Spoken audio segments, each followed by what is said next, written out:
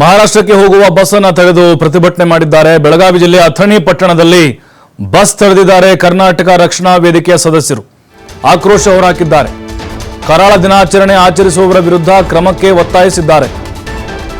ನೋಡಿ, ಕರಾಳ ದಿನವನ್ನ ಆಚರಣೆ ಮಾಡಲಿಕ್ಕೆ ಮುಂದಾದ್ರು ಇವರು ಪುಂಡ್ರು, ಅವರ ವಿರುದ್ಧ ಕ್ರಮ ಆಗಬೇಕು. ಕರ್ನಾಟಕ ರಕ್ಷಣಾ ವೇದಿಕೆಯ ಕಾರ್ಯಕರ್ತರು ಒತ್ತಾಯವನ್ನು ಮಾಡಿದ್ದಾರೆ. ಮಹಾರಾಷ್ಟ್ರಕ್ಕೆ ಹೋಗುವಂತಹ ಬಸ್ಸನ್ನು ತಡೆದು ತಮ್ಮ ಆಕ್ರೋಶವನ್ನು ಹೊರಹಾಕಿದ್ದಾರೆ. ಪೊಲೀಸರು ಮತ್ತೆ ಅವರ ನಡುವೆ ಕೆಲ ಕಾಲ ಮಾತಿನ ಚಕಮಕಿಗಳು ಕೂಡ ನಡೀತು. ಮತ್ತೆ ಪರಿಸ್ಥಿತಿ ತಿಳಿಯಾಯಿತು.